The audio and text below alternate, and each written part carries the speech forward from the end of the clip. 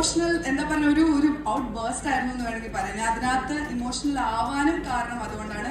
ഒരുപാട് നല്ല മെമ്മറീസും ഉണ്ടായിരുന്നു. അതിനോടൊപ്പം എനിക്ക് കൈപ്പേറിയ അനുഭവങ്ങളും അതിനകത്ത് ഉണ്ടായിട്ടുണ്ട്. അപ്പം പല കാര്യങ്ങളും ഞാൻ പുറത്ത് ഷെയർ ചെയ്യാത്ത കാര്യങ്ങളും അതിനകത്തുണ്ട്.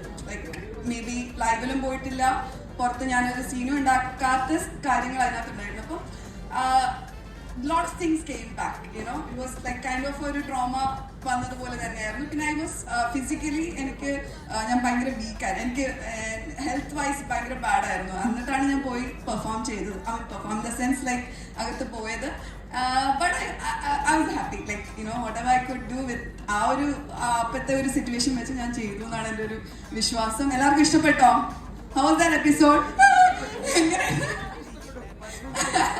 ഭക്ഷണം ബെസ്റ്റ് സൂപ്പ് അവൻ ഉണ്ടാക്കി തന്നു. അതിന്റെയാണ് ക്രെഡിറ്റ് കൊടുക്കാൻ വേണ്ടത്. Obviously he is a very talented chef. അല്ലേ?